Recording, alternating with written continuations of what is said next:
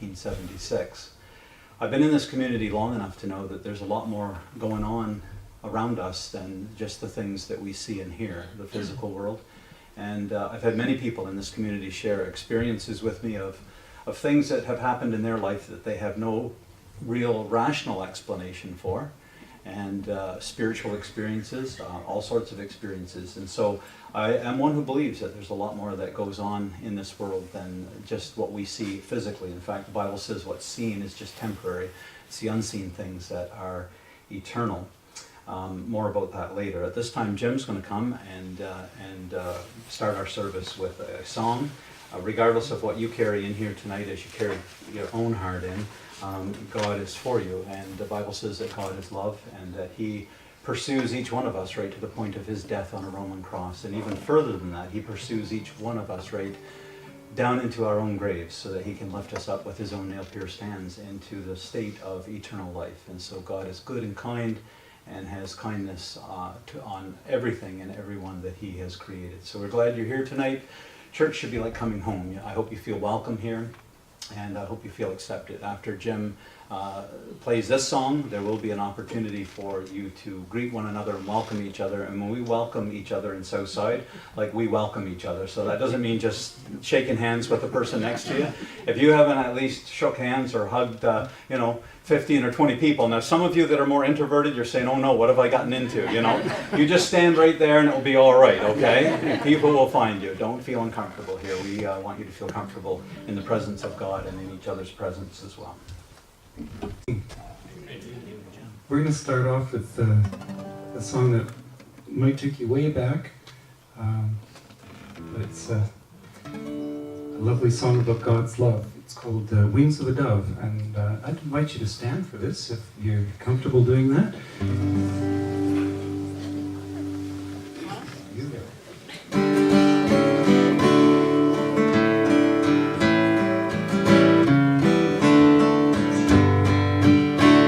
When troubles surround us, when evils come, the body grows weak and the spirit grows numb. When these things beset us, He doesn't forget us. He sends down His love on the wings of a dove, on the wings of a snow white dove. He sends His pure, sweet love, a sign from above, on the wings of a dove. When Noah had drifted on the flood many days, he searched for land in various ways. For troubles he had some, but he wasn't forgotten. God sent him His love on the wings of a dove, on the wings of a snow white dove. He sends His pure, sweet love, a sign from above, on the wings of a dove. When Jesus went down through the river that day, well, He was baptized in the usual way. And when it was done, God blessed His Son, and He sent Him His love on the wings of a dove, on the wings of a snow white dove. He sends His pure, sweet love, a sign from above, on the wings of a dove. On the wings of a snow-white dove, He sends His pure, sweet love, a sign from above. On the wings of a dove.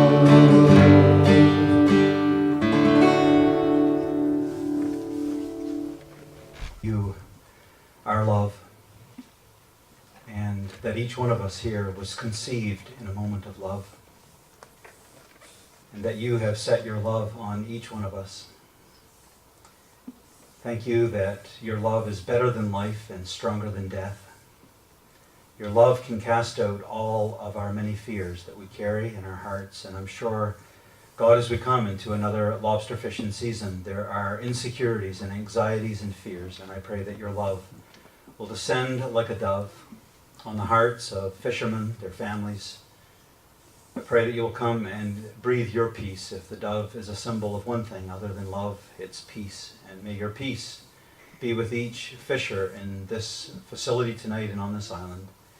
And may your peace find every human heart. Thank you again for your love, your goodness, and I pray for, again, safety and for blessing on our fleet. As we come, we are reminded that we need your help to be successful in anything, because apart from you, we have nothing, and apart from you, we can do nothing. So thank you for being our pilot over life's sea. Bless us now as we greet and encourage each other in your name. Amen. Please, before you sit down, mingle around and exchange hugs and handshakes. And thanks, Derek, for coming. And you're tape in, are you? Close to you who has lost their life to the sea. So typically at our fisherman's service, we do take a moment to remember. For me, it's my great-grandfather Clifford Atkinson from Stony Island. My grandmother Daisy was a widow for most of her life. From the time she was 32 on, she had 3 children, and she was pregnant with her 4th when my grandfather was lost at sea. And so I'm sure there are many of us here who have gone through experiences like that, and we'll all remember in different ways, different people. But let's take that moment and reflect now on their memory.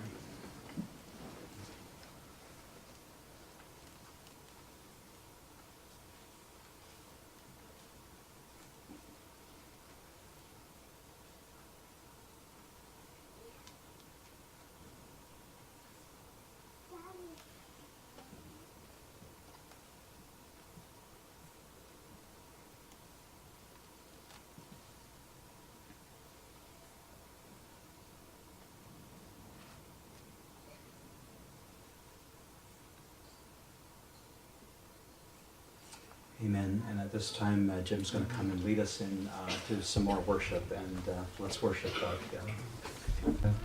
My good wife Deborah is usually helping on the piano, but she's down with a really bad cold and couldn't make it much as she wanted to. So that's why I'm here doing a solo. Anyway, if that's your experience with the sea, I think a safe anchorage is probably something that you really appreciate. So I invite you to stand. We have an anchor, and then right after that, we're going to do I Feel the Winds of God. You can sit down after we have an anchor, and we'll do I Feel the Winds of God.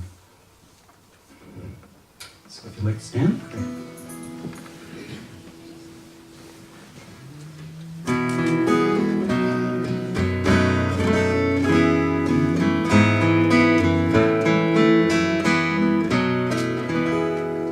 Will your anchor hold in the storms of life, when the clouds unfold their wings of strife, when the strong tides lift and the cables strain?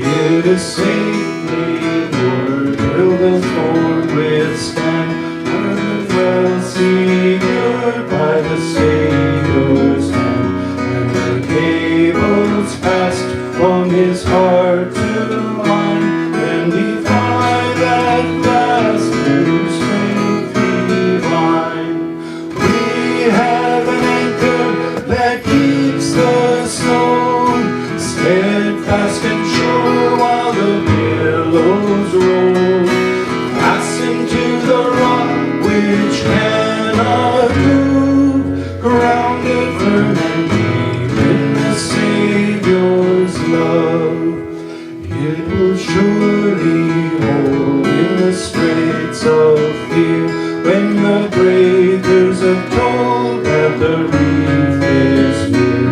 Though the tempest rage and the wild winds blow, not an angry wave shall our bark o'erflow. We have an anchor that keeps the soul steadfast and sure while the billows roll. Fastened to the rock which cannot move, grounded deep and deep in the Savior's love. When our eyes behold through the gathering night the city of gold, our Harbour bright, we shall anchor fast by the heavenly shore, with the storms all past forevermore. We have an anchor that keeps the soul steadfast and sure while the billows roll. Fastened to the rock which cannot move, grounded firm and deep in the Savior's love. Please be seated.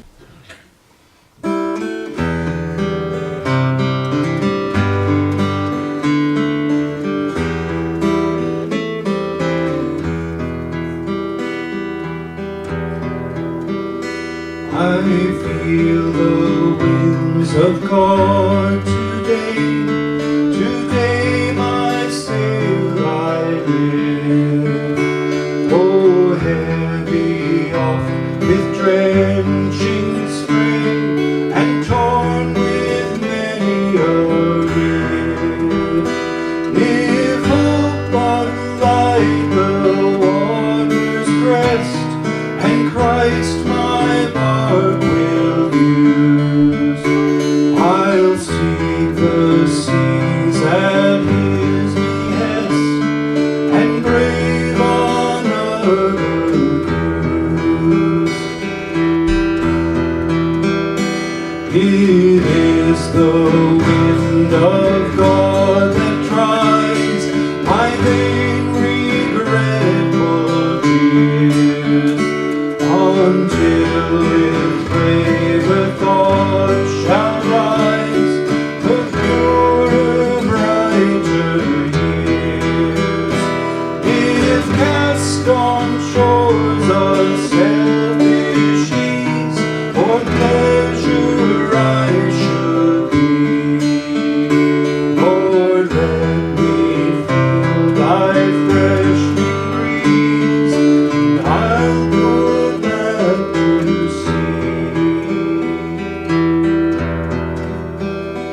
If ever I forget thy love, and how that love was shown, lift high the blood-red flag above, it bears thy name alone.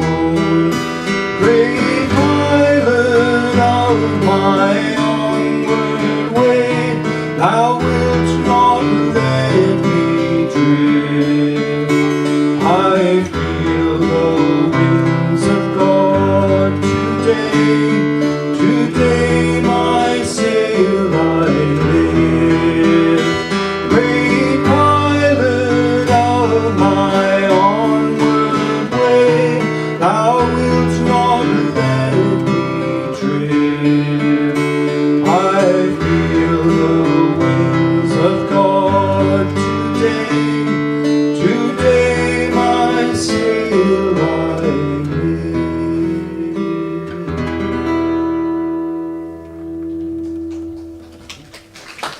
A little boy, my father got posted to Northern Ireland with the Air Force, and the family went with him.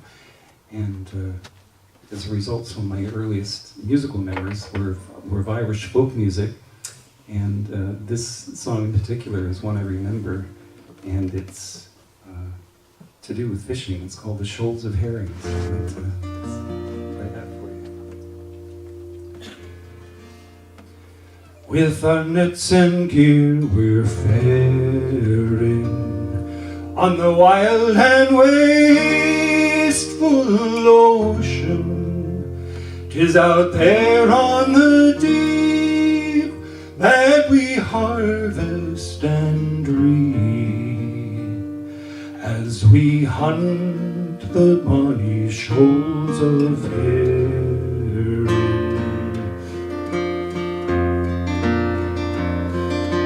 It was on a fair and a pleasant day, out of Yarmouth Harbour I was faring, as a cabin boy on a sailing lugger, for to hunt the bonny shoals of herring. Now the work was hard and the hours were long, and the treatment sure it took some bearing, and I used to sleep standing on me feet, and I dream about the shoals of herring.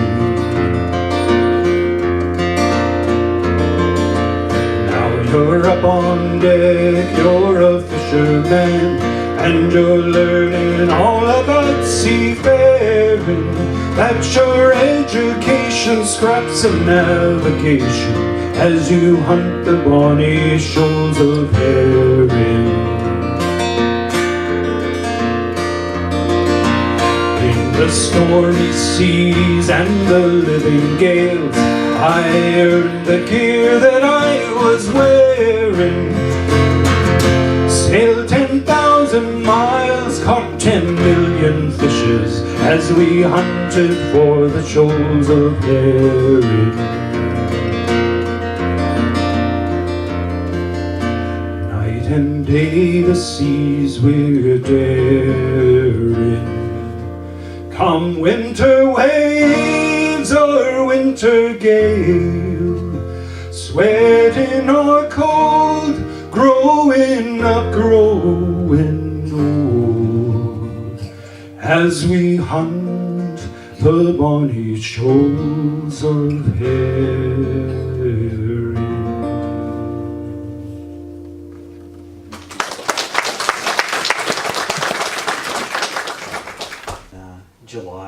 1976, had an experience that was very real to them. So real to them that when two reporters from Yarmouth, Fred Hatfield and Alain Muse, came down to interview them, they made the comment that as journalists, they got to know quite quick whether or not people were lying, because they said they had interviewed a lot of politicians and a lot of bankers and brokers over the years, and so they could tell if people were being real or if they were making something up. And to their long established journalistic experience, they felt like the men from Cape Island was telling the truth, that what they experienced was real to them, and they were telling it as eyewitnesses who had had an encounter and experience that was genuine to them. To anyone who has experienced something that is outside of the ordinary, one of the things that people struggle with is the sense of shame. Nobody's going to believe me, right? I've had countless people in this community who have had spiritual experiences say to me, Shaun, I've never told anybody this, because if I did, I thought maybe they would lug me off in a straitjacket, or I thought people would think I was crazy. And they've had experiences of God that they've gone on to share, and I've listened to at their kitchen tables. I do know that there have been other reported sightings of things in the ocean that were unclassified or not identified. In fact, I have a clipping here in front of me from 1939 where some sort of a huge fish in Newfoundland was harvested, and they still don't know what it was to this day. It had flippers all over it, and the story says that men battled it for hours, harnessed it to their ship, brought it in, and they didn't really have a buyer for it because nobody had ever brought one in before.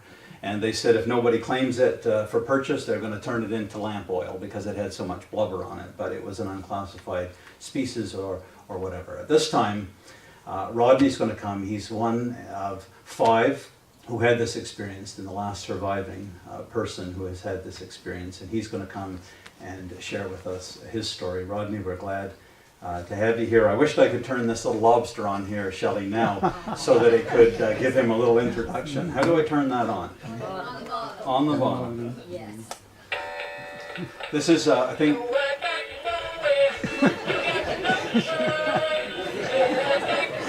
Only at Southside Church do we do these kind of things, you know? I think this belonged to your dad. I can just picture Keith getting a rise out of this. How do I turn it off now? I don't think that's going to do it. This thing's not done yet. It's making noises I never heard Lobster make before. It's motion. Shelley, I might need your help.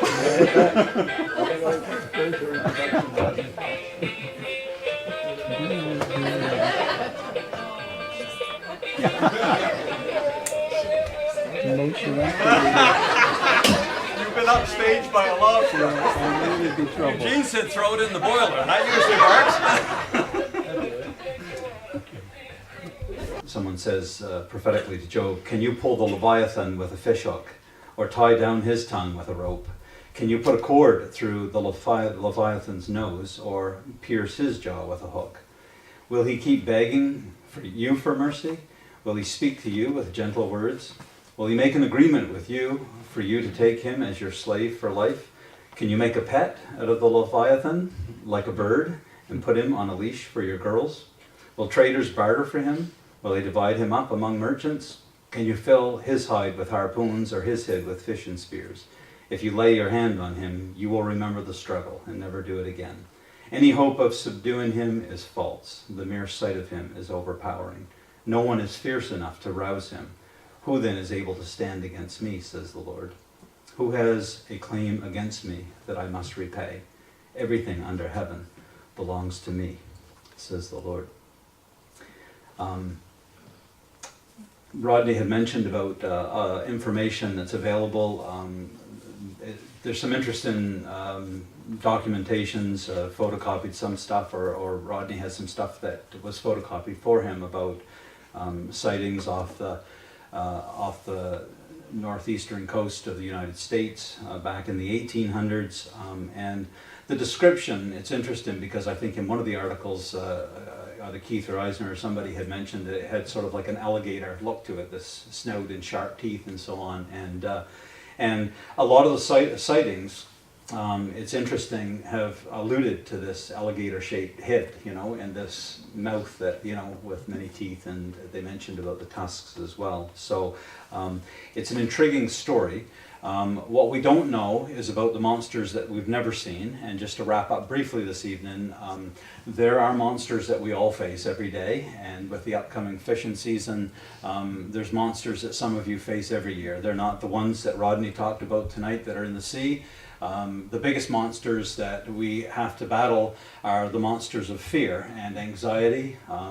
Most of you who are captains know what I'm talking about. There's a monster that comes to you every year. When it comes this time of year, you got 1,000 things on your mind that you have to get done. You've got crew that you want to maintain safety for. And the biggest monster that breaks water, the surface of the water this time of year for you, is this monster of fear around taking the lives of other people out to sea and harvesting it and ensuring that they come back safe and with means as well for their family to provide for themselves. And so as you battle the monsters of anxiety and fear, there's other monsters that people here are battling tonight. The monster of maybe faltering health. That's a pretty big monster that breaks the surface for all of us. And then of course there's always the monster of death that we are all intimately familiar with, and that's not foreign to any of us. And I guess the hope of God is that He comes to help us do battle with all the monsters that we face, and He subdues them all. I love what the journalist said about the guys from Cape Island, about, interviewing, politicians and stockbrokers, and they could see through a liar instantly. But they knew the boys from Cape Island were telling the truth. And so much so, whatever experience that Edgar had, I believe in the newspaper story, it says that he basically parted his anchor and the whole bed. Like, he just hit it in. He didn't hang around to haul his anchor or anything. So had some sort of an experience that was certainly a lot more powerful than the boat, or felt much more powerful than the people that were on it. And all of us have those experiences again in the broader sphere of life. There are things here that are bigger than all of us, like illness and debt and divorce, and all of these monsters come at us all the time. And we all need the help of God, because we're all vulnerable and frail and often feel overpowered by the experiences that we go through in this life. And so those who call upon the name of the Lord will be saved. And all I know is this: God so loved the world, that means you and I, that he gave his only son, that if you believe in him, hey, you won't perish. You will have everlasting life. It's that simple. At this time, I would like to offer a prayer, not because God owes me or you or any of us anything, because he is no person's debtor, but I would just like to humbly ask him to give our fleet, you people, your families, safety and prosperity as you go and apply the ocean again this year. Let's pray.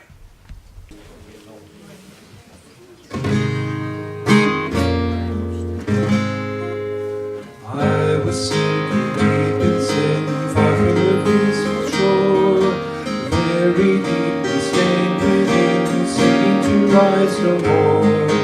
But the master of the sea heard my despairing cry, from the waters lifted me, now safe am I. Love lifted me, love lifted me, when nothing else could help. Love lifted me, love lifted me, love lifted me, when nothing else could help. Love lifted me. All my heart to him I give, ever to him I'll cling. In his blessed presence live, ever his praises sing. Love so mighty and so true, merits my soul's best songs. Faithful love and service due to him belongs. Love lifted me, love lifted me, when nothing else could help. Love lifted me, love lifted me, love lifted me, when nothing else could help. Love lifted me. Souls in danger look above, Jesus completely saves. He will lift you by his love out of the angry waves. He's the master of the sea, does his will obey. He, your Savior, wants you be saved today. Love lifted me, love lifted me, when nothing else could help. Love lifted me, love lifted me, love lifted me, when nothing else could help. Love lifted me.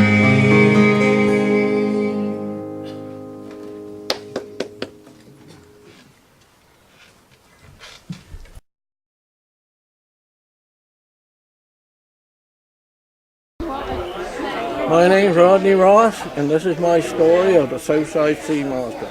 It's a true story, and I told it here tonight at Southside Church, the Fisherman's Service. In case any of you don't know which one I am, I'm the second one from the top, the cute one. I told Robin how lucky she was. She's told me I was the lucky one, but I guess I am. They'll ask me, whole 150 pounds of me, long hair and all, so 24 years old. I hope I don't mess this up because I really want to tell this story. And it's the truth. Like, I would not lie in a place like this. Especially God's house. This is the truth. Yeah, like I said, this happened 41 years ago.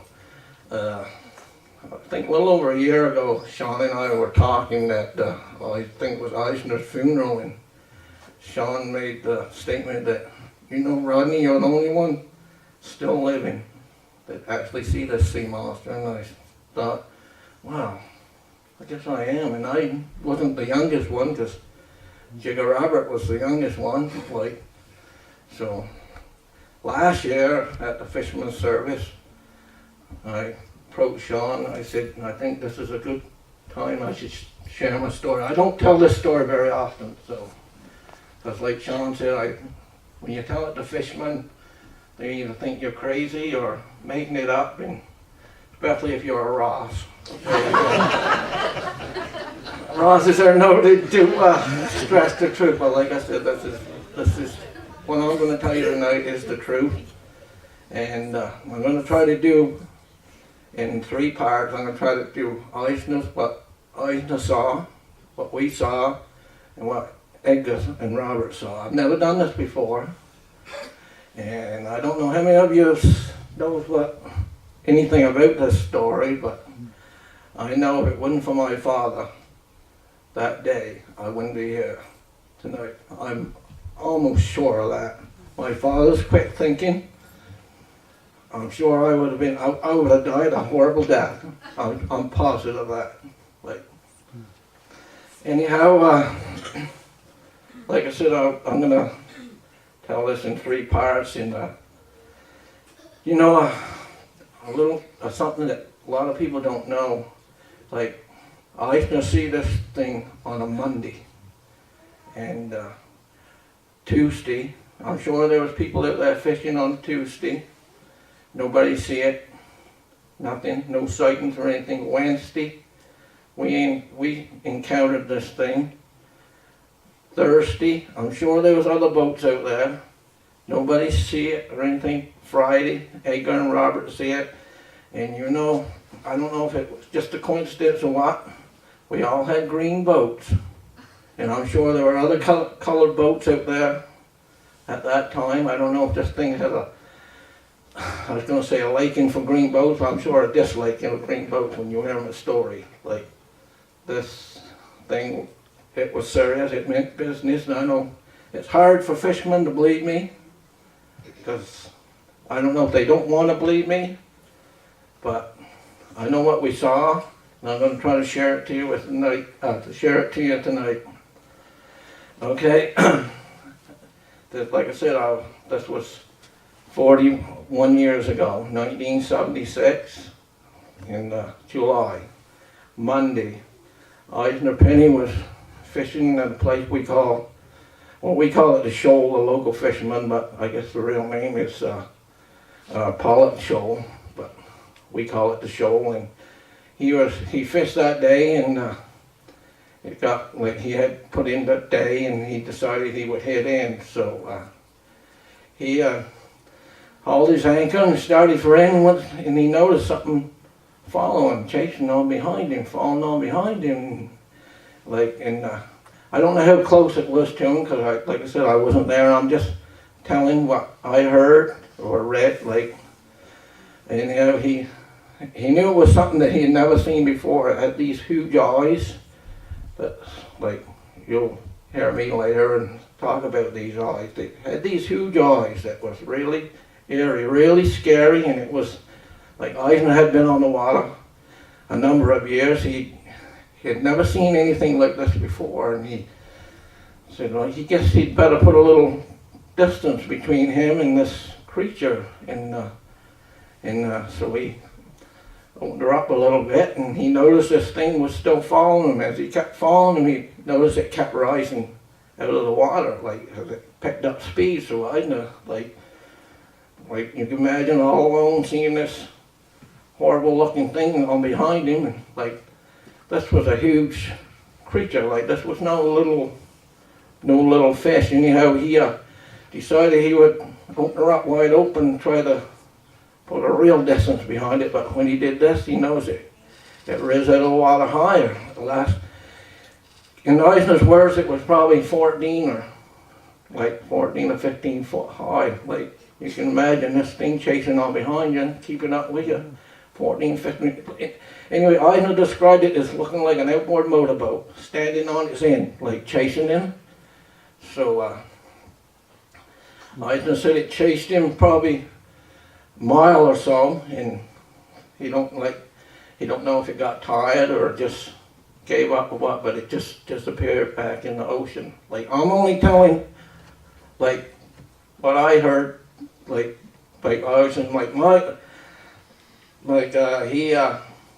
what I read or what people told me, but like my part, I lived it, so I know my part is true anyhow. So you can imagine how Eisner got in that night, and he, most of the men would go to up to Evan's store, and I should say, well, tell lies or tell fishing yarns or hunting yarns or whatever, and you can imagine Eisner telling these fishermen up to Evan's store about his encounter that day. They all thought he probably lost his marbles or was making it up or whatever. So, but we were unaware of this. Like, my dad and I never knew anything like of this encounter. So, like I said, Tuesday, I'm sure there was boats out there because the shoal was quite a popular place. Like, many boats would go there and nothing. Nobody sighted anything. So Wednesday, our turn.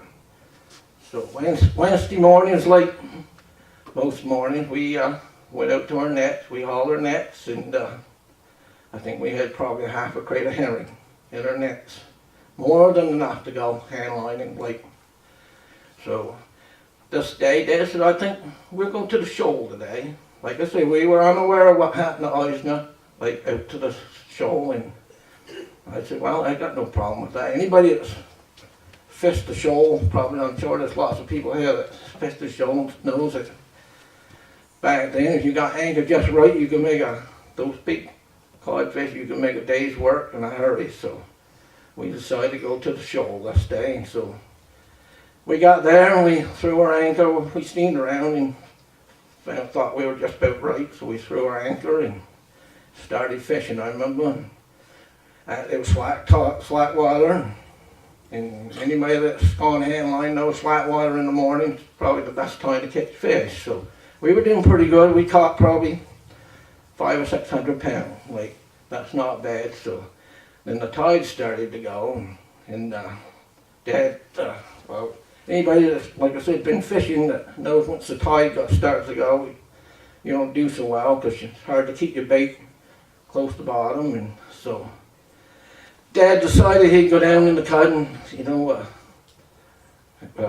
have his lunch or whatever. Most time Dad would grab a mackerel. If we had one in our hand pan or crate, and go down and fry that up. And I can remember Dad would never use butter or margarine. He would come out and open up a codfish and take a piece of that liver and throw that, you can imagine throwing that piece of liver in a hot frying pan stink. Ooh, I don't know, if you wasn't sick that day, it would make you go, I'm sure. But I'm not even sure he did, but he did it many times. I'm not even sure. I can't remember if he did fry a mackerel that day. And while he was in the cut, I was out fishing, and I was trying, and my wife's father, Robin, Frankie Simmons, had made me this rig the previous Sunday before, and he said, try this when the tide goes, because they used it like on German banks and around. It did quite well. I'm gonna show you what, or try to explain what the rig looked like that I was using that day. It consisted of a wooden plug that I'm sure he whittled this himself. Like, that's probably the one I used that day. It has a hook on it. It hasn't got a hook on it now, but then above that would be probably a 6-pound lead. We used probably 2.5, like 3-pound lead. And you can imagine a 6-pound lead would hold bottom ballast. So we above that what we call a Christmas tree or a tree, and I got for you you people that don't know what I'm talking about, that's what I'm sure it's supposed to resemble like a school of bait or something like that. And I'm pretty sure this is the one I used that day 41 years ago. The same one. I'm pretty sure it is.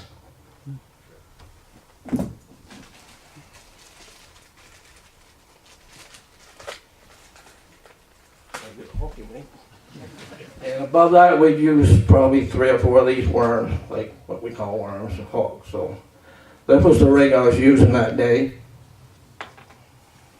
Actually, most of it's probably the same except for the worms. And I remember throwing over the first time, and I caught a codfish. I remember that.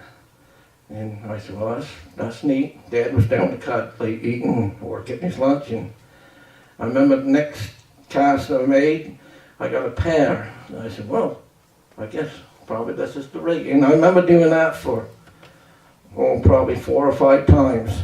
And sometimes I'd grab a pollock on my way up. And I remember calling Daddy and saying, Dad, I think we found the rig when the tide's going, like, could make like extra money for us. So then I remember I threw over and nothing, like not a bite, nibble, nothing, just like the ocean went dead.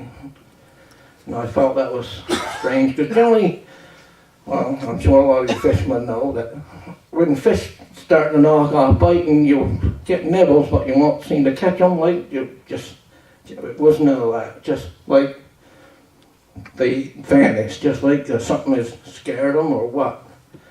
And I just thought that was strange. Back then we didn't have push the button and let the machine do the work for you. We were hauling by hand, and I was hauling back this one time, and I looked out to the stern, and I see this thing in the water. And I thought it was something drifting, but I could hear this swishing noise, like a,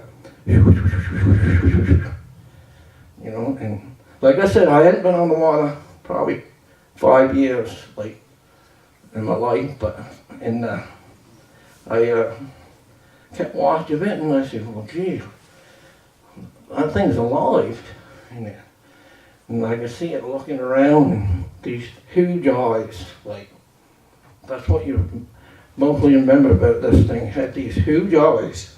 They weren't like, just like they weren't in a socket.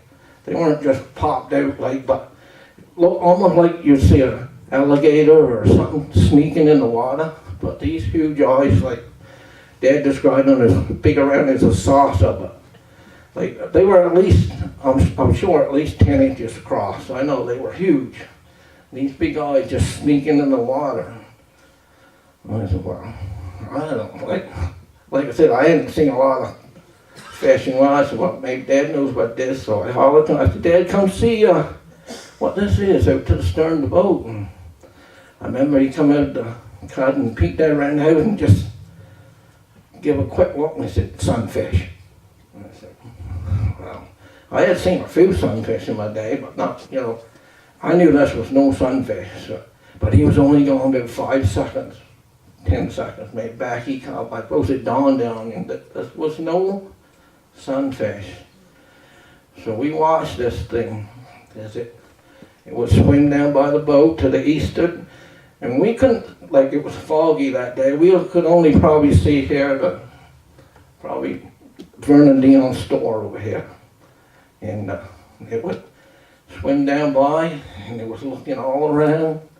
Not once looking at our boat, but it was looking all around like it was looking for something. And it was pretty good a sight, and then it would turn and come back, go back to the western. And like, this is something we didn't see for 2 minutes, 5 minutes, 10 minutes. We see this thing for 15, 20 minutes. We see this, like we watch this thing. This is no little short sighting. Like, we watch this thing, and you could see these on the top of his head, like coral or carbuncles we call them, or huge scars that look like the top of his head. And we watched it and watched it, and it did this probably 6 or 7 times, just swim down by, just like it was looking for something, but it never once looked at our boat, except for this one time.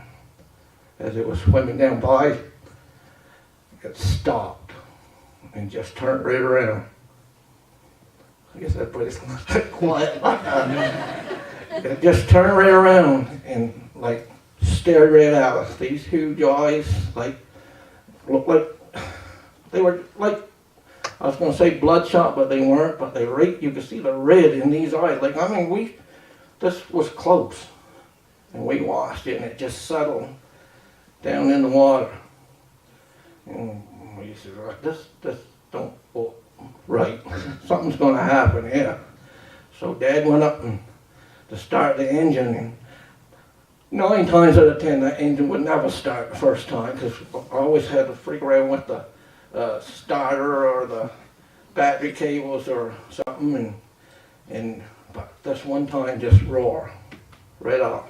She went. So we watched.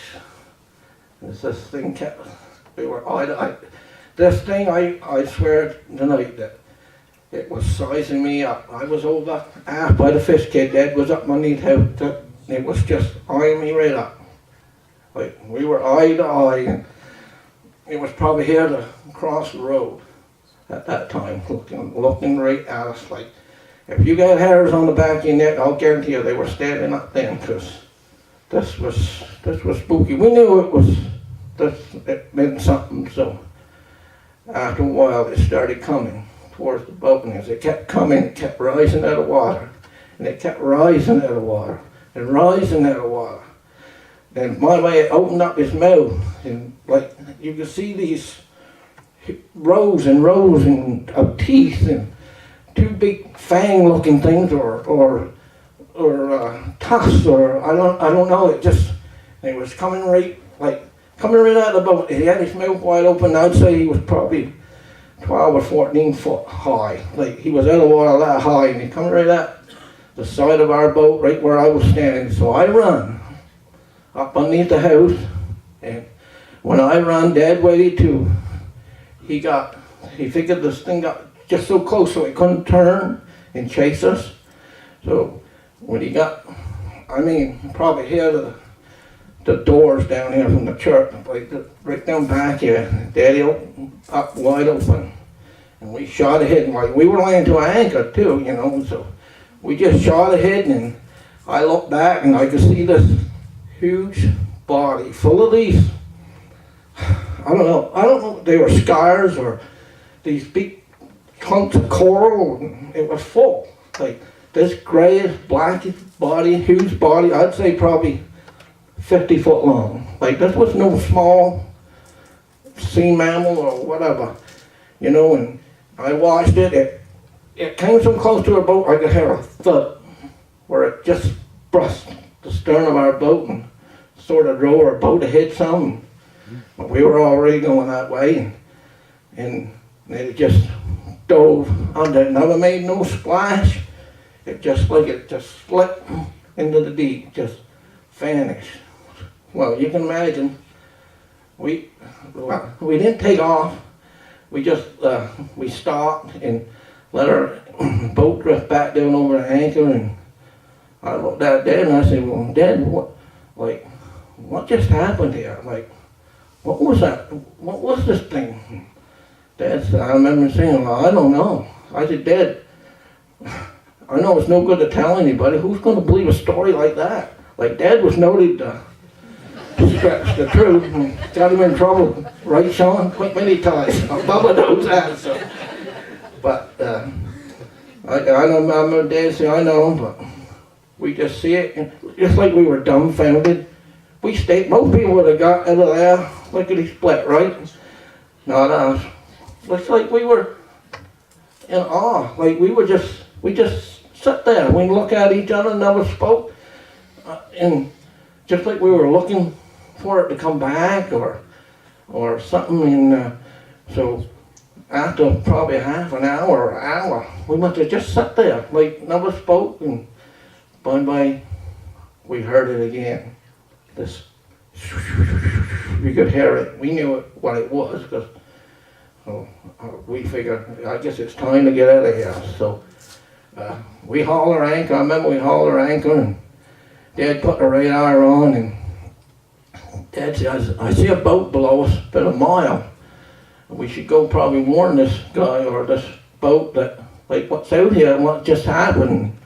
I was ready to go home. I didn't, like, not me, but we knew that was the correct thing to do, because we wouldn't want, like, a fate to happen, like something to happen, like what we just encountered. And so I remember we steamed down to this boat, and we broke out the fog, and we never guess what it was.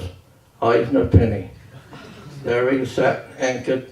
And I remember hollering to Eisner, and I said, Eisner, you want to get out of here in that little boat? Like, we were unaware that what Eisner had seen that Monday. And I said, you want to get out of here in that little boat? You see what we just saw. I remember where's Eisner said. Eisner said, you ain't got to tell me what you saw, because I saw it Monday. And he just took his line and worked through it in the middle of the floor and hauled his anchor, and we give her to a friend, the pair of us. So when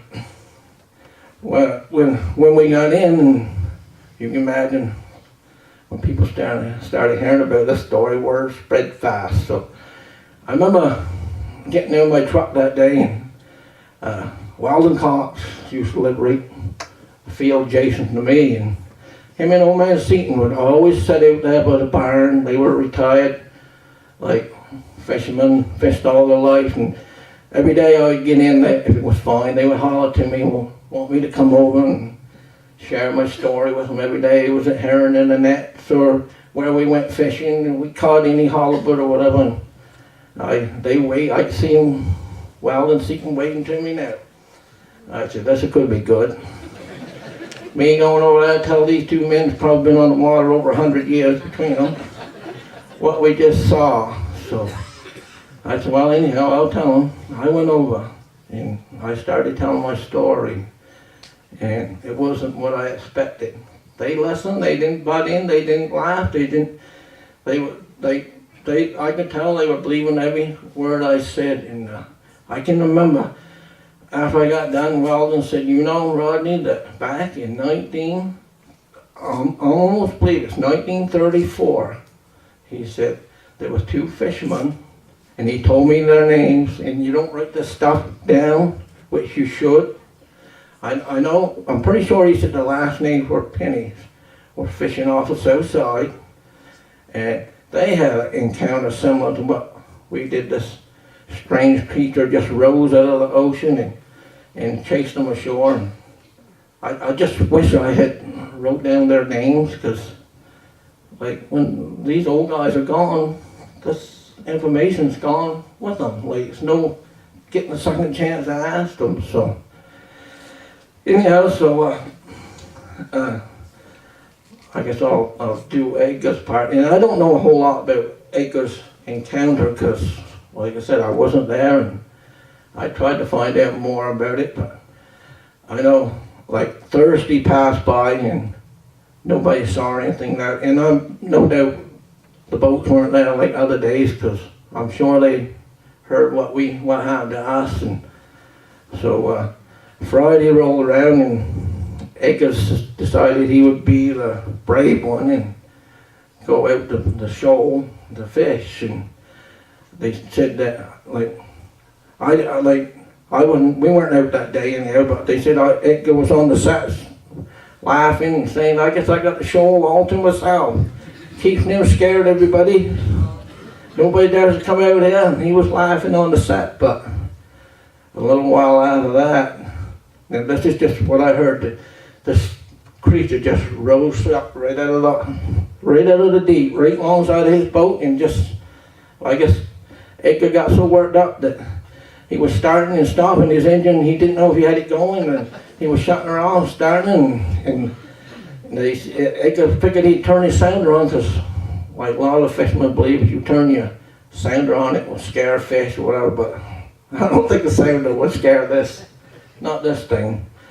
So he took off, and he forgot he was anchored, and they said he tore his rail off his boat. He was so worked up. Anyhow, I guess he got his anchor and hit it in, I don't think he went fishing for a couple, 3 weeks. Well, we didn't either. Like this, I remember when I got in and when we got in and like I said, word spread fast, and I don't know if these two guys Shaun was talking about wanted to interview us, so I remember going down to Mum's and these two guys pulled in and they wanted to know the story, and I was telling the story, and when I started telling the story, I started shaking. Like, I started trembling and shaking, and I just couldn't stop. I don't know if the reality what happened, like, was setting in or what, but, like, we came so close to losing our lives, a horrible, horrible death. I'm sure, if it wasn't for Dad's quick thinking, I'm sure I wouldn't be here tonight telling my story. I'm almost certain of it. This thing meant trouble. He would have took in half of our boat, I'm sure of it. He would have either sunk us, at us. Who would know what happened? I'm sure if they found, who would believe that fishermen out fishing got ate up by a sea monster or sea creature? Nobody would believe that. I'm sure people, if they found in the wreckage, they'd say, well, they must have got hit by a steamer or something like that. But nobody would probably ever know what happened. Like, we came within feet, not yards, I mean a few feet, probably 15, 20 feet of this thing. Well, it came so close it hit the stern of the boat. So I attribute me being here today, besides Daddy being my father, is that he saved my life and his life that day. But I know we had so many people calling from Seattle, from Florida, from California, I'm sure Mom knows, from Vancouver, and they'd call Mom all times of night and want to know about this creature we saw. And we had a guy come one day, and I think he was from Florida, and that's what he did. He drawed, like if you describe it to him, like he would draw it. I don't know what they call these people, but he so much wanted to draw it. So, and me and Dad, I remember describing this creature to him, and he had it so close, like what we saw, like, and it would even scare you just to look at what he had. And we asked for a copy. Well, I'm talking 1976. Like, you don't run out to make a photocopy of it. I'm sure probably people might have had photocopies, but he said he would put this in a magazine or a paper, I can't remember now, and he said he would send us a copy of it. We thought that would be great. We'd have a copy of what we see. If we ever had a picture of it, we were told many times, we had our old cell phones like we got now, we would have had a fortune. But we didn't have cell phones back then, so. This guy, he sent us this, and I don't know why he did it, but he sent us this picture that he put in this magazine of paper, and it was nothing like we had described. And it was a shame, because he had, like, what he put in the paper was like the Loch Ness Monster. We didn't see this the Loch Ness Monster. We didn't even see nothing similar to why he wanted it to be this Loch Ness Monster type thing, I don't know. What we see would even scare Lockie, I'm sure. And I'm not like this. It was a horrible looking creature.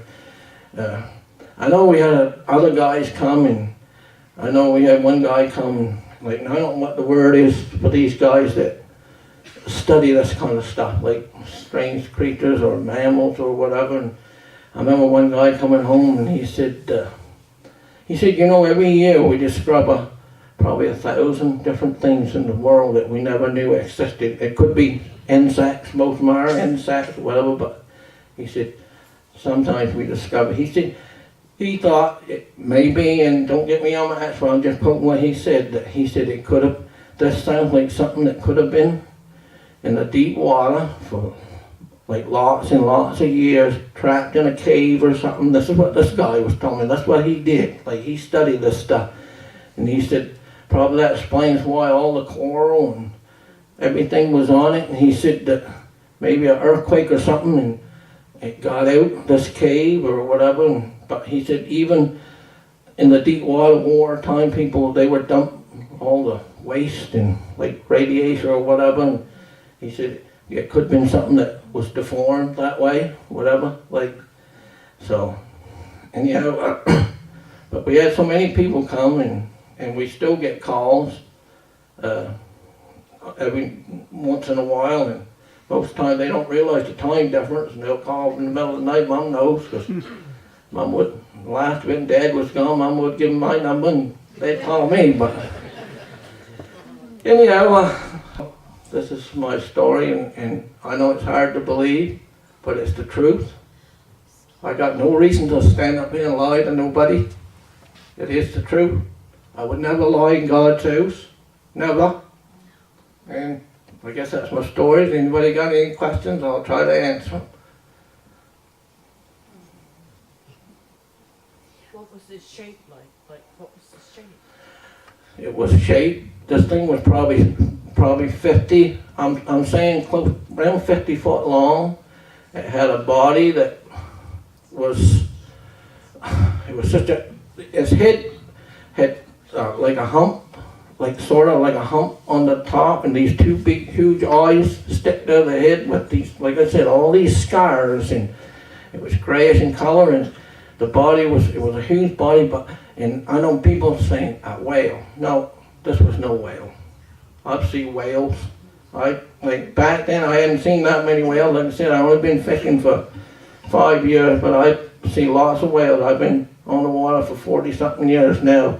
Like I've been up in the Bay of Fundy fishing, I've been Georges, and I've been handlining. This was no whale. This thing, his tail was shaped more like a codfish, and a whale has a large, we all know, a great big large flat tail. This thing had not, we watched this thing and heard it probably close to an hour. Not once did this thing go under, not once did it blow like a whale would do. You go down, you can hear a whale blow for miles.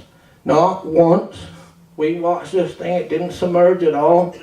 If it's a whale, it's a new species, I'm sure. But I almost swear this was no whale, this was no shark.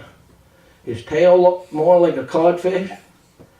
But the worst part about it is the characteristic of it was his head. Like his head was, well, it was terrible. It was frightful. Like I remember, well, it bothered me for quite many nights. I remember not sleeping for quite many nights, and most people wouldn't.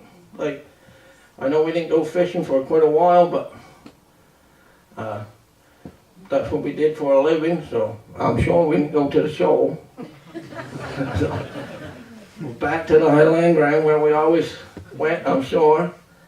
But I know I heard people say, people in Yarmouth after that, weeks or so after that, we see that creature, they see that whale they see down off Cape Island, we just see it. No, if they see what we see, they wouldn't be making a joke of it. This was no joke. This thing was serious, and it meant harm, and we were just lucky to escape. It wasn't our time to make. I'm sure the Lord didn't mean for us to meet our fate that way, be eaten by a fish or drowned or whatever. This thing went business. So anybody else got it? Yeah. Pretty sure it was a fish of some kind. It wasn't a mammal. A mammal would, would have. Many people ask me what do I think it was, and you might think I'm crazy. Probably a lot of you think I'm crazy. But my personal thoughts, I think it was some sort of dinosaur type thing. It seems strange, and I know dinosaurs were like hundreds of thousands of years ago, but it almost resembled what a dinosaur would look like. It's like, this was no whale. This was no whale. I know people want to believe that it's a whale, but no Nobody will convince me that it was a whale. Rodney, when it came up from his neck down, was what was from his neck, from his head down, like? It was, from his head down was just like well, it was like an ordinary fish, sort of like, but it was so full of these coral. It was full, like these white, big, huge white patches, like scars or a coral, or loaded full of what we call carbuncles or whatever. Like it was full, like it's something been, you know, we haul an anchor up in our bottom for 10 years or so. It's all full of coral or whatnot. That's what this was like. It was full. Its body was, well, it was shaped more like a fish, like, but its tail was no whale's tail, but this was no shark's tail. It was shaped just like a codfish. I see it. When that thing went down, I see that. When I turn around, I see it. Like, this thing, something we see like half a mile away. Like, we were like feet from this thing. Probably here where John is. Like we see it. Like, don't do it. I know, bloody, you think I'm crazy saying that up there, but I can tell from the way you're talking, you've seen it. oh yeah, I see it. I got no reason to lie. What was the face like? Did it have a snout or was it flat or? It had like, you know, something else that would resemble it. You know what a seahorse would look like? A lot of people like the two big eyes and the kind of like sort of little snouty mouth on it with the two big eyes protruding out. If it was a seahorse, it was a 50-footer. I guarantee it. Like, I don't know, and it could be a giant seahorse for all. Like, it did resemble that. Like, sort of looked that way. What color? It was sort of a grayish black color.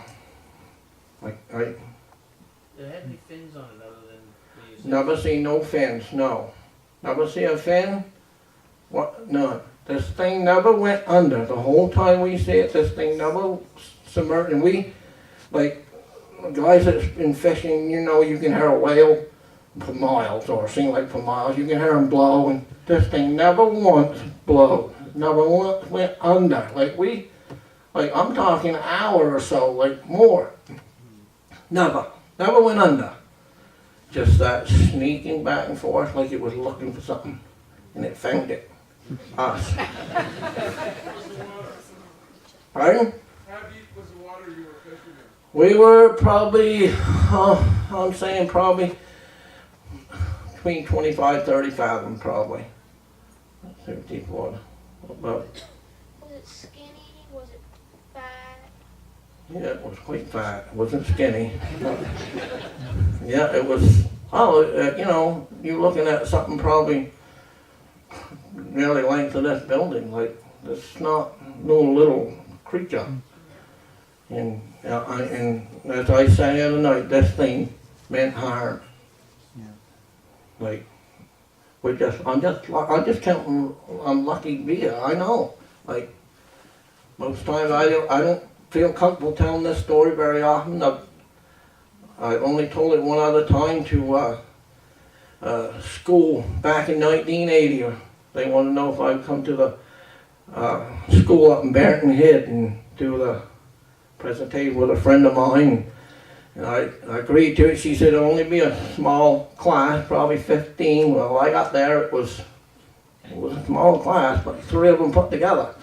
So, you know, when I described it to these kids, and it's hard to describe like fishing terms and that, the grade 5 kids, like, and I said, well, I probably half them don't understand the word I'm saying, but they all, after I got done, they all clapped, I remember, and just before I forget, is anybody here that went to Barrington School in 1980?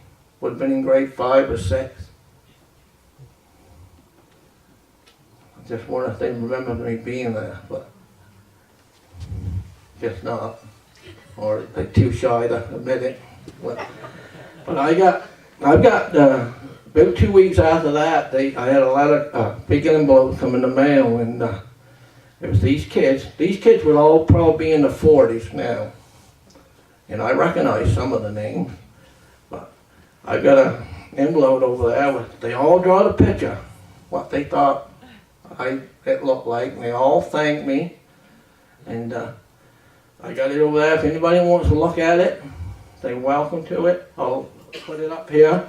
You can look at it. You might recognize some of the kids. Like I said, they're all in the 40s now, probably like 1980. So that's the only other time I did a. I guess I'm warming up now, and I get don't know enough shut up, do I? So like I said, I never did this story like as thorough. I know in the hunting camp people would ask me, what did we see or whatever, and when you look at people and you can tell they don't want to believe you to start with, like I just give the quick version. But tonight you folks have probably heard, you'd never read what I've said tonight, you never hear it, because I've said things tonight that most people never heard, and it's all the truth. So that's my story. Are you gonna stick to it?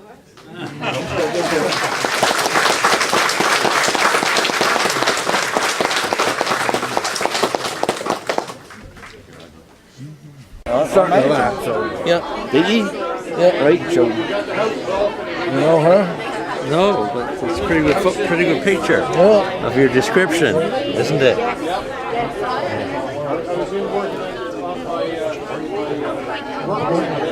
25 cents, now they're $5 feet. I bought. Show me the Christmas tree.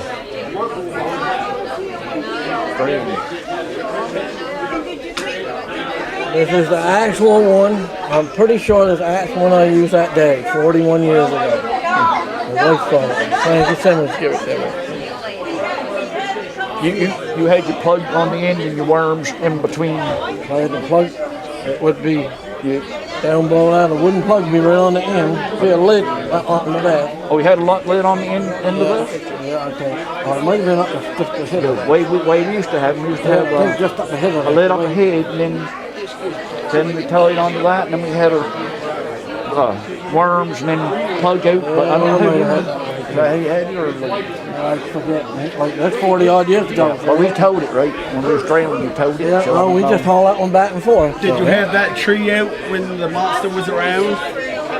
Well, yeah. When I was using it when I first see it. That's what I was using. That. So, yeah.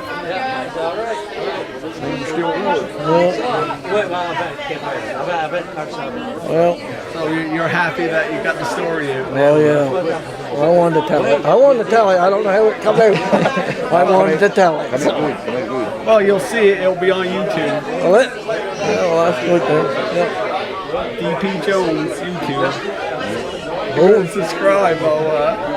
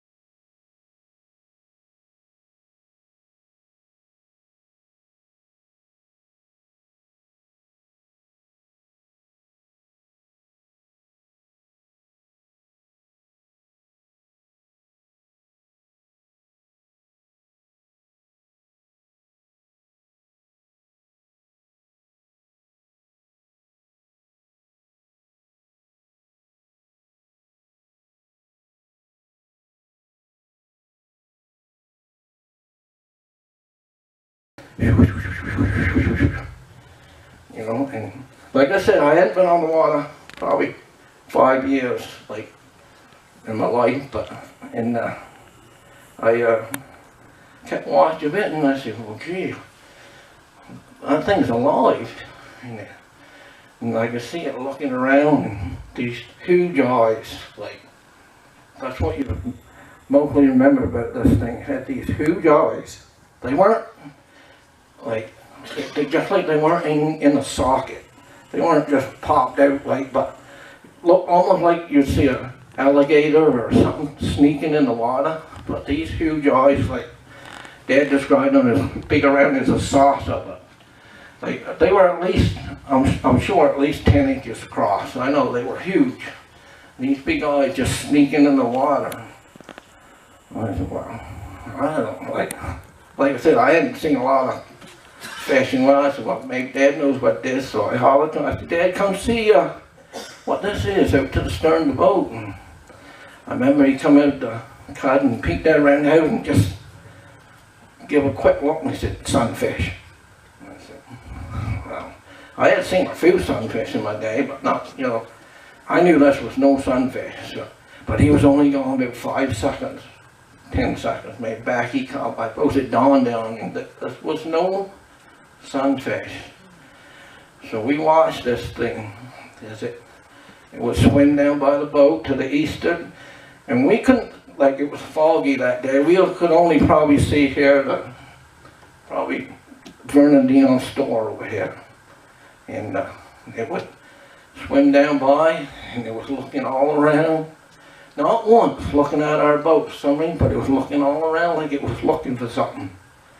And it was turning into a sight, and then it would turn and come back, go back to the western. And like, this is something we didn't see for 2 minutes, 5 minutes, 10 minutes. We see this thing for 15, 20 minutes. We see this, like, we watch this thing. This is no little short sighting. Like, we watched this thing, and you could see these on the top of his head, like coral or carbuncles we call them, or huge scars. It looked like the top of his head. And we watched it and watched it, and it did this probably 6 or 7 times, just swim down by, just like it was looking for something, but it never once looked at our boat, except for this one time. As it was swimming down by, it stopped and just turned right around. I guess everybody's quiet like that. It just turned right around and like stared right at us. These huge eyes, like, looked like they were like, I was going to say bloodshot, but they weren't. But they were right. You could see the red in these eyes. Like, I mean, this was close, and we watched it, and it just settled down in the water. And we said, this don't look right.